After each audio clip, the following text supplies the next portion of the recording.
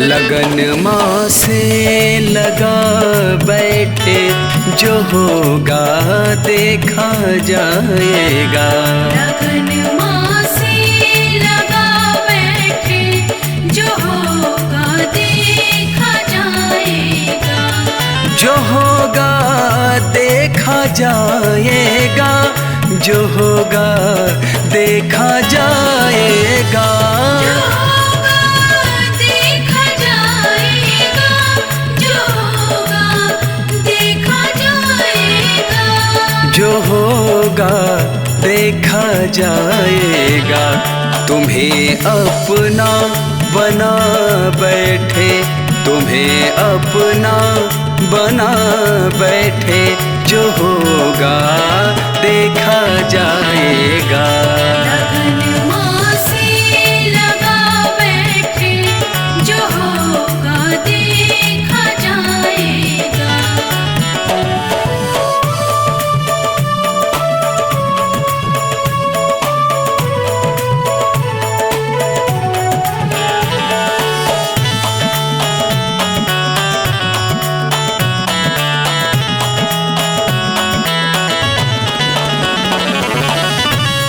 दीवाने बन गए माँ के, तो फिर दुनिया से क्या मतलब। दीवाने बन गए माँ के, तो फिर दुनिया से क्या मतलब। दीवाने बन गए माँ के, तो फिर दुनिया से क्या मतलब। दीवाने बन गए माँ के, तो फिर दुनिया से क्या मतलब। तो फिर दुनिया से क्या मतलब। तेरी गलियों में आ बैठे, तेरी गलियों में आ बैठे, जो होगा देखा जाएगा। लगन माँ से लगा बैठे, जो होगा देखा जाएगा।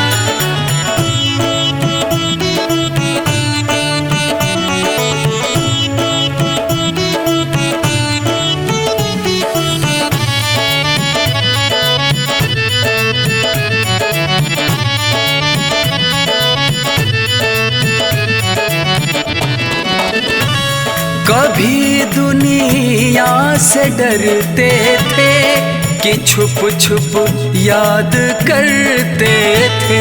कभी दुनिया से डरते थे, कि छुप छुप याद करते थे। कभी दुनिया से डरते थे, कि छुप छुप याद करते थे। कभी दुनिया से डरते थे, कि छुप छुप याद करते थे। कि छुप छुप याद करते थे। लो अब पर्दा हटा बैठे, लो अब पर्दा हटा बैठे, जो होगा देखा जाएगा। लगन माँ से लगा बैठे, जो होगा देखा जाएगा।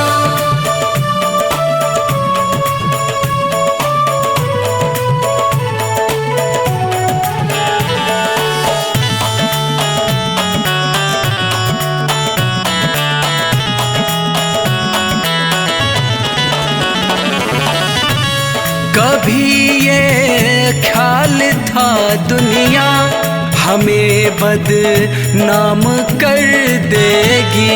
कभी ये ख्याल था दुनिया हमें बदनाम कर देगी। कभी ये ख्याल था दुनिया हमें बदनाम कर देगी। कभी ये ख्याल था दुनिया हमें बदनाम कर देगी। हमें बदनाम कर देगी। शर्म अब बेच खा बैठे, शर्म सब बेच खा बैठे, जो होगा देखा जाएगा। लगन माँ से लगा बैठे, जो होगा देखा जाएगा। जो होगा देखा जाएगा, जो होगा देखा जाएगा।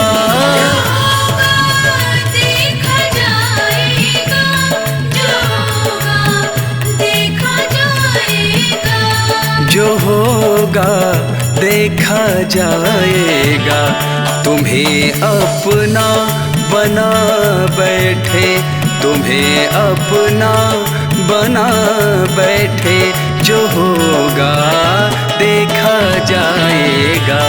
लगन माँ से लगा बैठे, जो होगा देखा जाएगा। लगन माँ से लगा बैठे, जो होगा देखा जाएगा।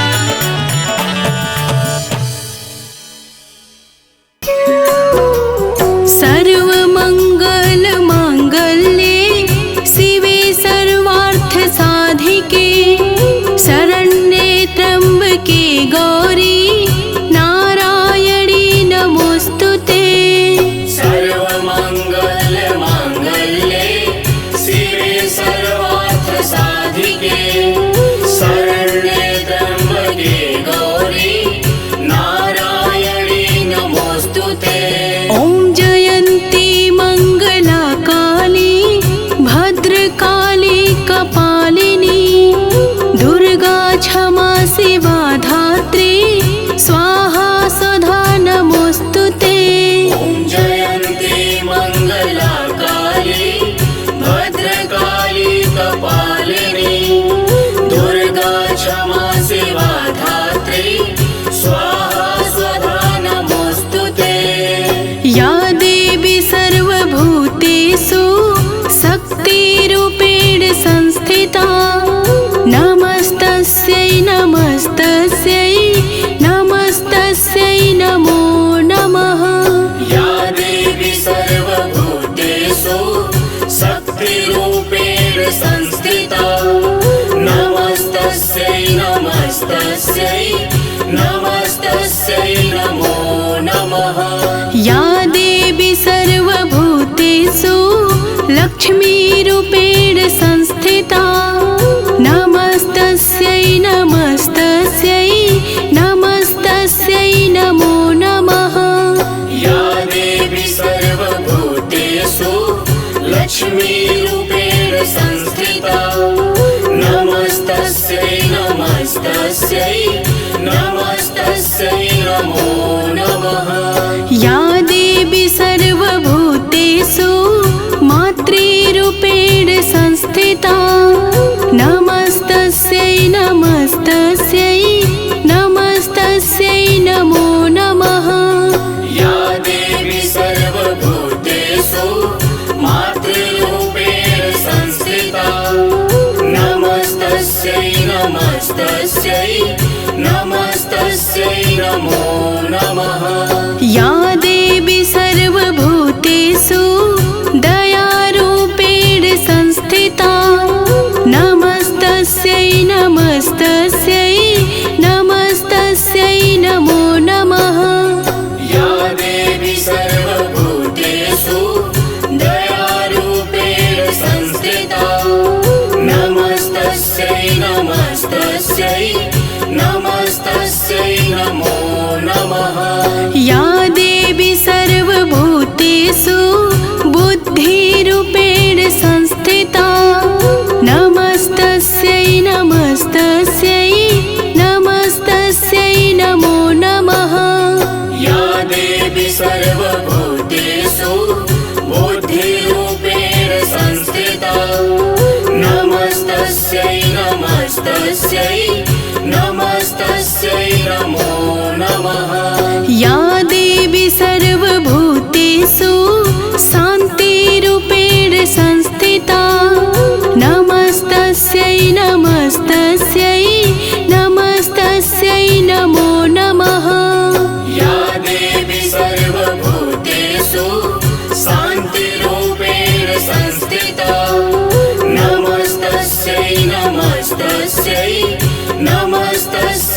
नमो नमः।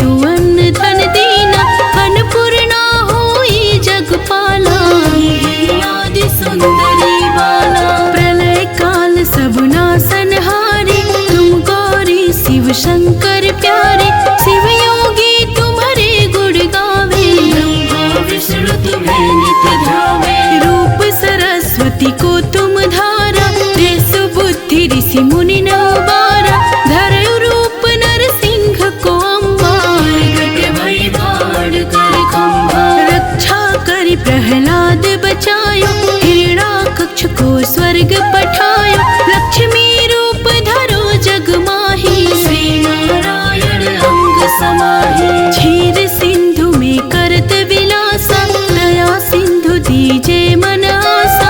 हिंगलाज में तुम्ही भवानी, महिमा मित न जात बखानी। मातंगी धूमावती माता, भुवनेश्वरी बंगला सुखदाता। श्री भैरव तारा जग तारणी, भार भव दुख निवारणी। के हरि वाहन सोह भवानी, चलत अगवानी।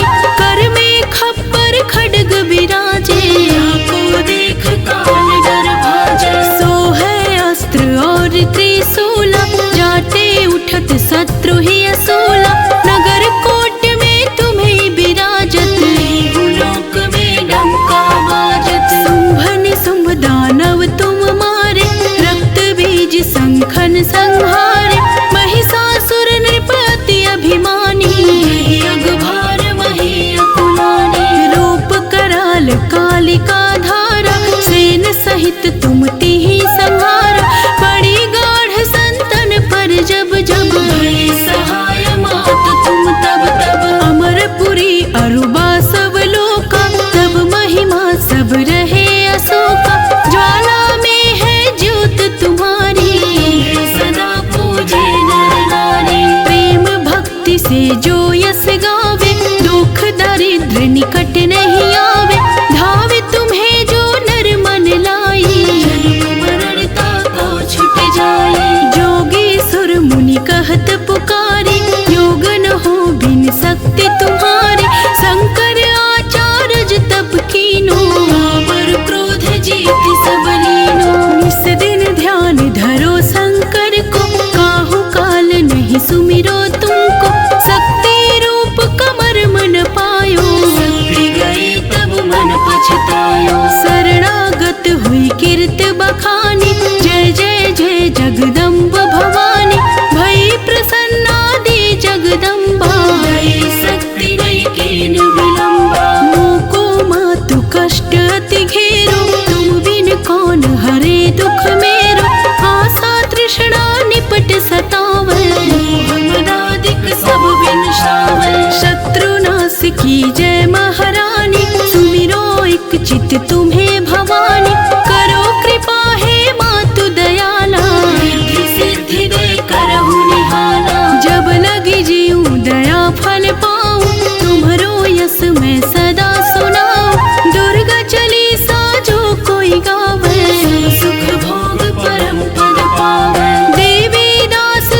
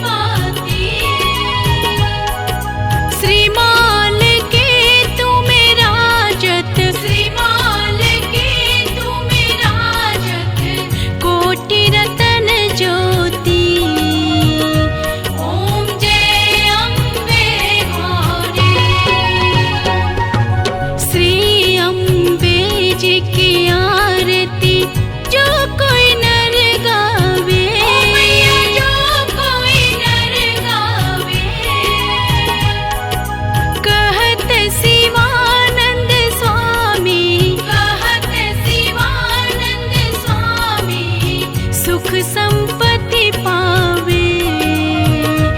ॐ जय अम्बे गौरी, ॐ जय अम्बे गौरी, मैया जय श्यामा गौरी, तुम गौरी से दिन जावत, मैया जी को सदा मनावत, हरि ब्रह्मा शिव रे।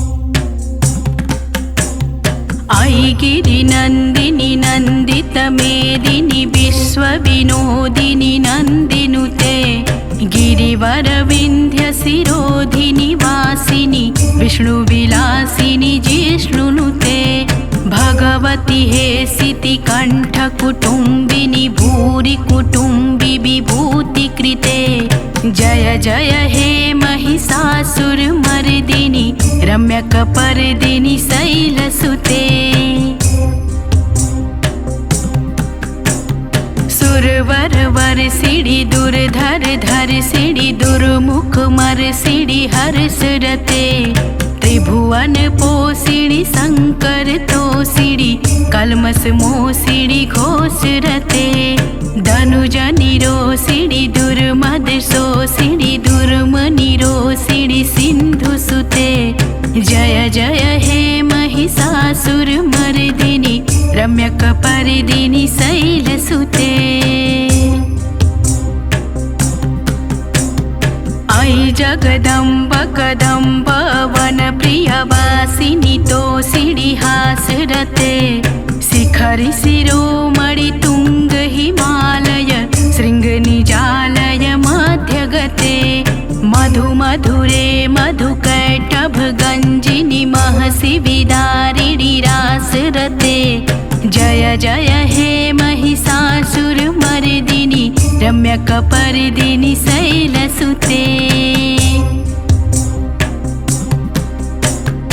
ऐ निजहुङ्कृतमात्र निराकृत धूम्र विलोचन धूम्रसते समर विशोषित रोडित सोडित बीज समुद्धव बीजलते शिव शिव शुम्भ निशुम्भ महाहवतर्पित भूत पिशाचरते जय जय हे महिषासुरमर्दिनि रम्यकपर्दिनि शैलसुते ऐ शतखण्ड विखण्डित रुण्ड वितुण्डित शुण्ड गजाधिपते निज भुज दण्ड निपातित चण्ड विपाटित मुण्ड भटाधिपते रिपु गज गण्ड विदारण चण्ड पराक्रम सौण्ड मृगाधिपते जय जय हे महिषासुरमर्दिनि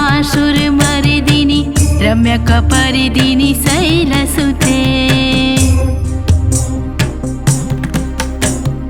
धनुरनुसंग रक्षण संग परिस्फुरदंग नटकटके कनक पिसंग पुस्तक निसंग रसद श्रृंग हटा बटुके हर चतुरंग बल छितिरंग घट बहुरंग रट बटुके जय जय हे महिषासुरमर्दिनि रम्यकपर्दिनि शैलसुते ऐरण दुर्मद शत्रुवदार्धूर्धर निर्भर शक्तिभृते चतुर विचार धुरीण महाशय दूतकृत प्रथमाधिपते दूरित दूरिह दूराशय दुर्मति दानव दूत दुरंत गते जय जय हे महिषासुरमर्दिनि रम्यकपर्दिनि शैलसुते ऐ शरणागत वैरि वधूजन वीर वराभयदायि करे त्रिभुवन मस्तक शूल विरोधि शिरोधि कृतामल शूल करे धूमि धूमितामर दुन्दु बिनाद महुमुर्कृत कृत दिनंनि करे जय जय हे महिषासुरमर्दिनि रम्यकपर्दिनि शैलसुते सुरललना ततते तथे तथाभिनियोत्तर नित्यरते कृतकुकुथा कुकुथोदिदडादिक ताल कुतूहल गान रते धुधुकुट धुधुवा धिन्धिमति ध्वनि धीर मृदिंग निदादरते जय जय हे महिषासुरमर्दिनि रम्यकपर्दिनि शैलसुते। जय जय जाप्य जय जय शब्द परस्तुति तत्पर विश्वनुते। झड़ झड़ झिंझिम झिंकृत नुपुरसि सिज्जित मोहित भूतपते। नटित नटार्ध नटि नटनायक नाटन नाटित नाट्यर्थे।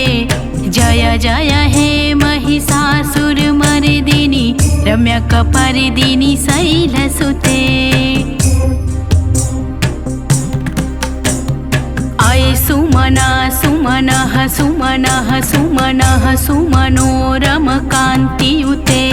श्रितरजनी रजनी रजनी रजनी रजनी करवक्त्रिभृते। सुनयन भ्रमर भ्रमर भ्रमर भ्रमर भ्रमराभृदिते। जय जय हे महिषासुरमर्दिनि रम्यकपर्दिनि शैलसुते। सभी भक्तों को जय माता दी। दिव्य भक्ति आराधना चैनल के माध्यम से आज मैं आप सभी भक्तों को शीतला माता की सच्ची और पूरी कथा सुनाने जा रही हूँ। श्रवण करिए। जय माता दी। अमर कथा है शीतला माँ की, सुन लो भक्तों ध्यान लगा। देवलोक से चली भवानी, चली धरा पर बनी सहाय। गगन मंडल से मात शीतला, पृथ्वी लोक की प्रस्थान। ढूंढ रही माँ अपना मंदिर, गाँव डोंगरी राजस्थान। ढूंढ रही माँ अपना मंदिर, गाँव डोंगरी राजस्थान। कौन मेरी पूजा करता है, कौन मुझे करता है ध्यान। कहीं नहीं मेरा मंदिर, चौरा देख रही घर बार। घूम रही थी माँ गलियों में, देख रही हर घर दरबार। सहसा छत से उबला पानी, चावल का फेंकी एक नार। सहसा छत से उबला पानी, चावल का फेंकी एक नार। पड़े फफोले माँ के तन पर, धो धो जले बदन अंगार। मदद करो कोई मदद करो माँ, चीख चीख कर करे पुकार। मदद करो कोई मदद करो माँ, चीख चीख कर करे पुकार। लेकिन गाँव का कोई सज्जन नहीं किया माँ का उपचार। घर के बाहर एक कुम्हार बैठी थी दुख में मन मार। देख दशा शीतला माँ की, वही कुमारन भर अखबार। डाल डाल कर ठंडा पानी, नहलाई माँ को कई बार। डाल डाल कर ठंडा पानी, नहलाई माँ को कई बार। कहीं कुम्हारन बूढ़ी माँ से, भूखी होगी अपरंपार। कहीं ज्वार की रोटी खा लो, रात का भोजन हो स्वीकार। कहीं ज्वार की रोटी खा लो, रात का भोजन हो स्वीकार। रबड़ी रोटी खाई मैया, देती आशीष अपरंपार। तब जाकर शीतल भई मैया, खूब हुआ सेवा सत्कार। तब जाकर शीतल भई मैया, खूब हुआ सेवा सत्कार। कहा कुम्हारन ने मैया से, कितने बिखरे बाल कपार। लगे गूंथने चोटी सर पर, कंघी करने लगे हजार। देख अचानक डरे कुम्हारन, सिर में आंख का कर दीदार। लगी भागने हाथ छुड़ा के, घबराई नारी लाचार। लगे भागने हाथ छुड़ा के, घबराई नारी लाचार। रुक जा बेटी ठहरो बेटी, करे शीतला करुण पुकार। ना मैं भूत प्रेत पैसाचन, डरो नहीं आओ निज द्वार। ना मैं भूत प्रेत पैसाचन, डरो नहीं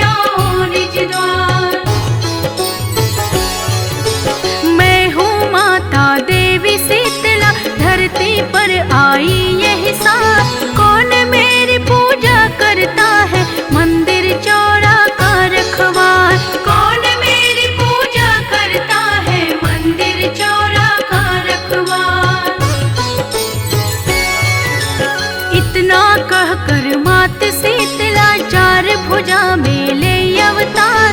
स्वर्ण मुकुट तन हीरे मोती असली रूप प्रचंड प्रहार। स्वर्ण मुकुट तन हीरे मोती असली रूप प्रचंड प्रहार।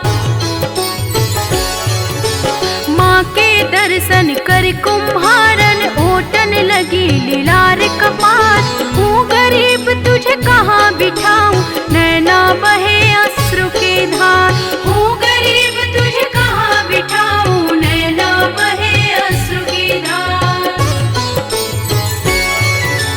ना चौकी ना साधन घर में ना कोई आसन है मेरी माँ। हाथ जोड़ कर खड़े कुमारन क्षमा करो हे माँ एक बार। हाथ जोड़ कर खड़े कुमारन क्षमा करो हे माँ एक बार। कुम्हारन का गधा द्वार पर खड़ा देखता रहा श्रृंगार। बैठ गई माँ गधे के ऊपर यही मेरा आसन आधार।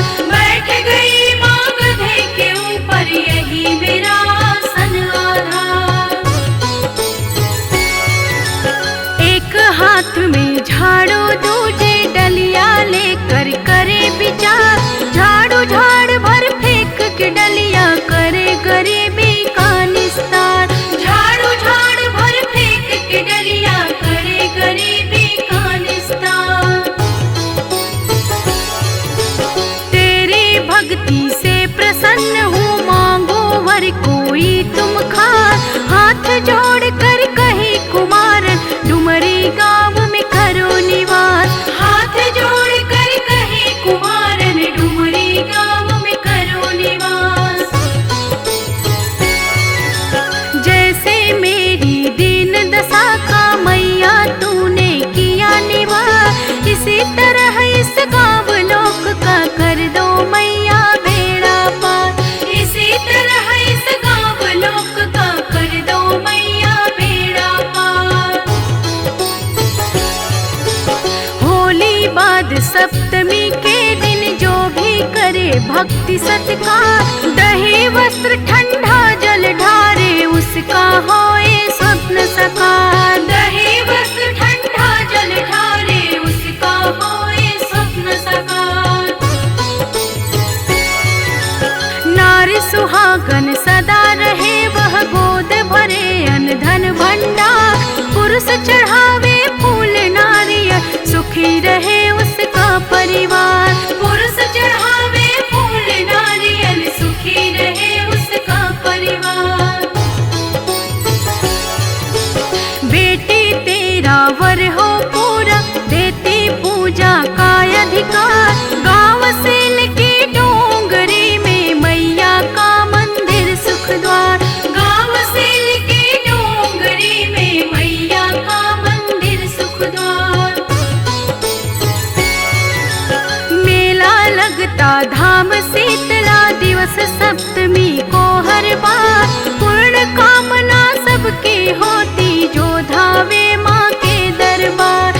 पूर्ण कामना सबकी होती जो धावे माँ के दरबार। जौनपुर में धाम चौकिया शहर बनारस माँ का न्यास। करे शीतला धाम को सांबे देश विदेश करे अरदास। करे शीतला धाम को सांबे देश विदेश करे अरदास। अदलपुरा में धाम शीतला बुढ़िया माई हथियारा। अहरौरा मिर्जापुर मैया बसे खोह मेले विश्राम। अहरौरा मिर्जापुर मैया बसे खोह मेले विश्राम। ढोलक ताल मजीरा बाज निस दिन मैया के दरबार। जो नित दिन भजन सुनावे भर देती अन्न धन घर द्वार। जो नित दिन ये भजन सुनावे भर देती अन्न धन घर द्वार। अमर कथा है शीतला माँ की सुन लो भक्तों ध्यान लगा। दैवलोक से चली भवानी चली धरा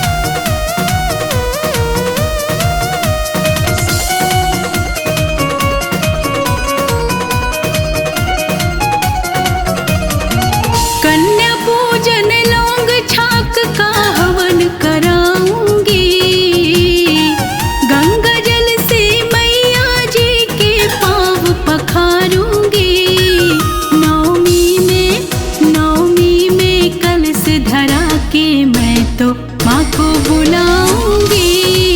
नवमी में कलश धरा के मैं तो माँ को बुलाऊंगी। जगराता कराऊंगी, मैं जगराता कराऊंगी। नवमी में कलश धरा के मैं तो माँ को बुलाऊंगी।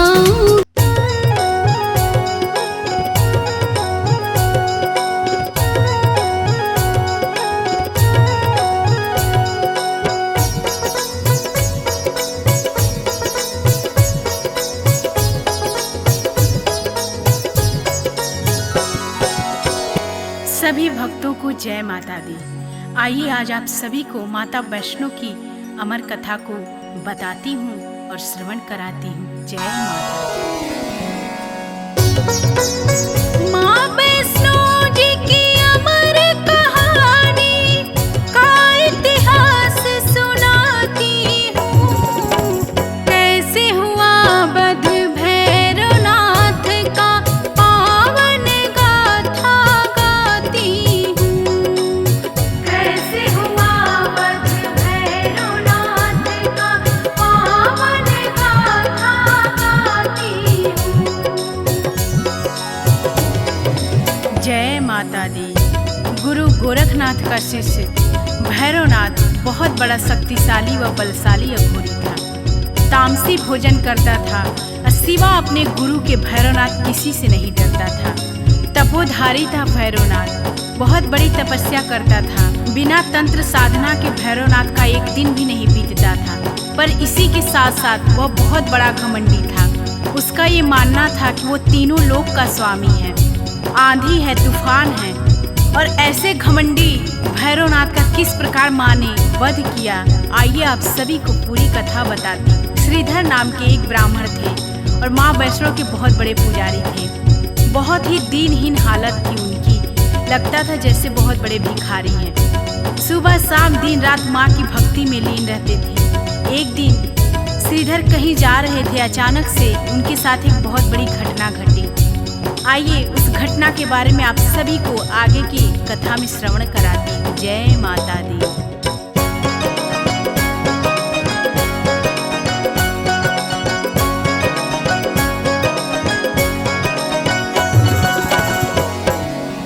श्रीधर ने जो कुछ भी देखा आपको वही दिखलाती हूँ। माँ वैष्णो जी की अमर कहानी का इतिहास सुनाती हूँ। माँ की धुन में श्रीधर पंडित कहीं जा रहा था पैदल। सुनसान रास्ता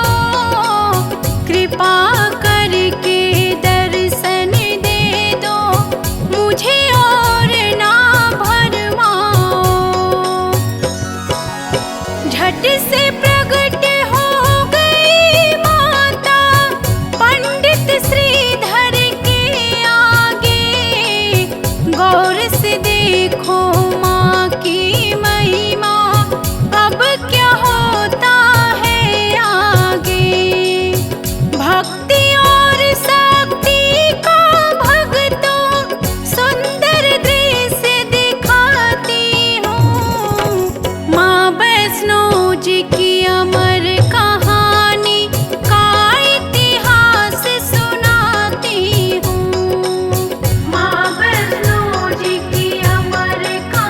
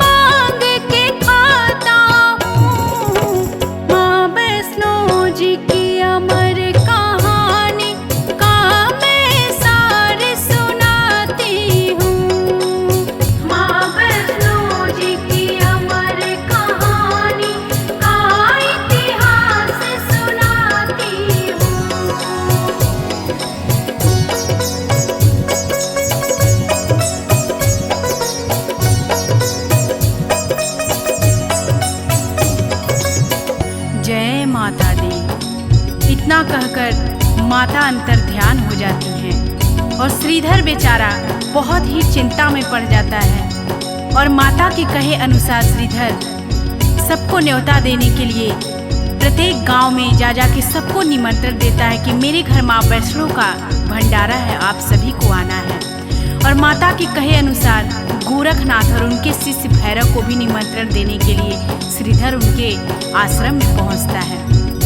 आश्रम में श्रीधर के पहुंचते ही जैसे ही श्रीधर गोरखनाथ और उनके शिष्य भैरवनाथ को अपने यहाँ भंडारे के लिए आने के लिए बोलता है, बहुत ही ठहाके के साथ भैरवनाथ हंसता है और उपहास करके बोलता है कि तुम एक निर्धन हीन दीन ब्राह्मण, तुम क्या मुझे भंडारा करवाओगे? मैं जहाँ भी भंडारे के लिए जाता हूँ खाने, वहाँ पे भोजन अपने आप ही कम पड़ जाता है। अरे जब इंद्र ने मुझे भंडारे में मेरा पेट नहीं भर पाया तो तुम क्या मेरा पेट भर पाओगे? भैरवनाथ की बात सुन करके श्रीधर चुपचाप वहाँ से चले आते हैं और आखिरकार भंडारे का दिन भी सामने आ जाता है। भंडारे वाले दिन सभी लोग, जितने लोगों को श्रीधर ने निमंत्रण दिया था, सभी बारी बारी से श्रीधर के दरवाजे पे आना स्टार्ट कर देते हैं। और फिर गुरु गोरखनाथ जी भी अपने शिष्य भैरवनाथ के साथ श्रीधर के दरवाजे पे पधारते हैं। सभी भंडारे के इंतजार में पात में बैठ जाते हैं और तभी ठहाका लगा करके भैरवनाथ बहुत तेज से हंसता है और श्रीधर का उपहास करता है। तभी गोरखनाथ जी क्रोध में होते हैं और बोलते हैं कि ए भैरव, तुम इस तरीके से श्रीधर का उपहास मत उड़ाओ। अपनी इस तरीके की बेइज्जती देखकर हाथ जोड़कर श्रीधर माता की मूर्ति के आगे बैठ जाते हैं। हे माँ, जगत जननी, कल्याण करने वाली माँ, आप ही मेरी नैया को पार लगाओ माँ। इतना सुनते ही माता किस प्रकार अपनी चमत्कार दिखाती हैं, आइए आगे की कथा में आप सभी को सुनाते हैं।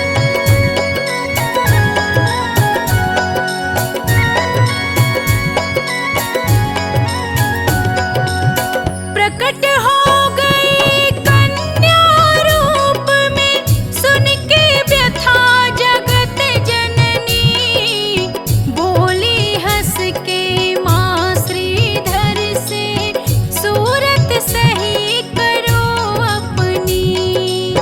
कहा मैंने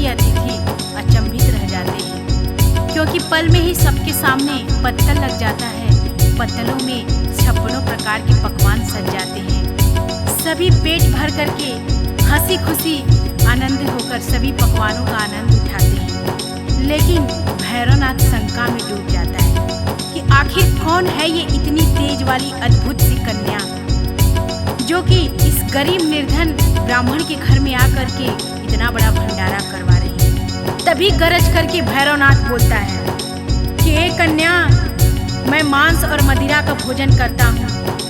अगर हमको ये खाना नहीं मिला, हमको ये भोजन नहीं मिला, तो मैं इस भंडारे से रुष्ट होकर के चला जाऊंगा और तुझे श्राप दे दूंगा। इतना सुनते ही क्रोध में आकर माता बोलती है कि हे भैरव, ये वैष्णव का भंडारा है और ये एक ब्राह्मण के घर का भंडारा है। ये तुम्हारा आश्रम नहीं है जहाँ पे तामसी भोजन चलता है। तो तुमको अगर खाना है तो खाओ, नहीं तो इसी तरह से वापस लौट जाओ। इतना कहकर ही माता अंतर ध्यान हो जाती हैं। आइए आगे की कथा में आपको श्रवण कराते हैं।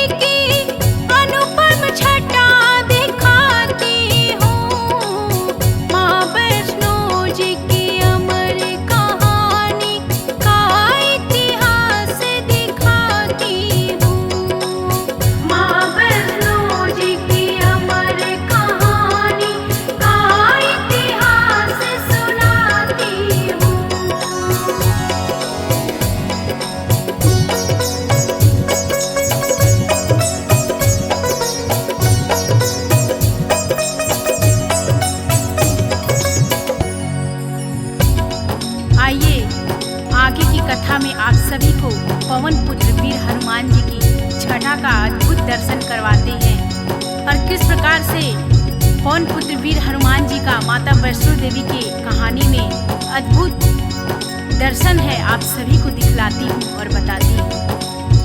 पर्वत की एक शिला पे वीर लांगुर हनुमान जी बैठे रहते हैं और माता के और भैरवनाथ के जो खेल चल रहा है उसको बहुत ही भली भांति जानते हैं और माता को पहचान जाते हैं वीर लांगुर हनुमान जी की माँ वैष्णो है। और जो ही माता उनके पास पहुँचती है वीर हनुमान जी के पास में नतमस्तक होकर के माता को प्रणाम करते हैं और बोलते हैं, हे जगत जननी जगदम्बा माँ, जो भी आज्ञा हो इस बालक के लिए सो आप कहिए। और देखिए आगे माता क्या बोलती हैं हनुमान जी से, बोलती हैं, हे पवन पुत्र हनुमान सुनो, पीछे पीछे हमारे दुष्ट भैरवनाथ आ रहा है और मैं गुफा के अंदर प्रवेश करने जा रही हूँ। और जब तक मैं गुफा के बाहर ना आ जाऊँ तब तक तुम इस गुफा के द्वार की रखवाली करते रहना। इतना कह कर के माता गुफा के अंदर चली जाती है और पीछे पीछे पवन वेग से भैरवनाथ भी वहीं पे आ जाता है और गुफा के आगे पवन पुत्र का पहरा लगा रहता है। जैसे ही पवन पुत्र को भैरवनाथ देखता है बहुत ही क्रोध से बोलता है, ए बंदर, हट तू, यहाँ से मुझे अंदर जाना है। हनुमान जी भैरव से बोले, कौन है तू दुष्ट, क्यों यहाँ आया है? लगता है तेरा काल खींच करके यहाँ लाया है। तुझे पता नहीं है कि तू यहाँ पे किस लिए आया है? तेरा आज अंत होगा। इतना सुनते ही क्रोध में भैरवनाथ बोलता है कि तू बंदर होकर के मुझे मारेगा। और आइए, बड़ा ही सुंदर वर्णन है माता की अद्भुत शक्तियों का और किस प्रकार से माँ ने भैरवनाथ का वध किया। आगे की कथा में आप सभी को श्रवण कराती हूँ।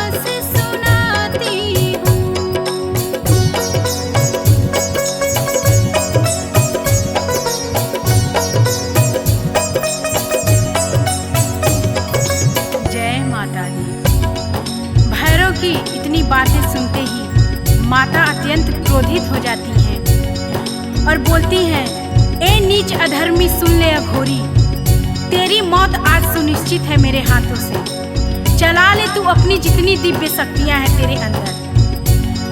फिर माता का और भैरव का द्वंद्व युद्ध हुआ और फिर माता ने त्रिशूल चलाया और जैसे ही माता का त्रिशूल चलता है वैसे ही शैतान भैरव का शीश कट के तुरंत वहीं पृथ्वी पर गिर जाता है। सर्वहीन धर जैसे ही पृथ्वी पर पड़ता है बोल रहा है, माँ क्षमा करो, दया करो माँ, हे जगत जननी माँ, मैंने आपको पहचानने में बहुत बड़ी भूल कर दी। मैं अहंकार में था, मैं आपको नहीं पहचान पाया माँ कि माँ आप वैष्णो माँ हैं। आप मुझे दंड दो माँ, उद्धार करो माँ, क्षमा करो माँ। आगे क्या होता है आप सभी को कथा में श्रवण करा दूं।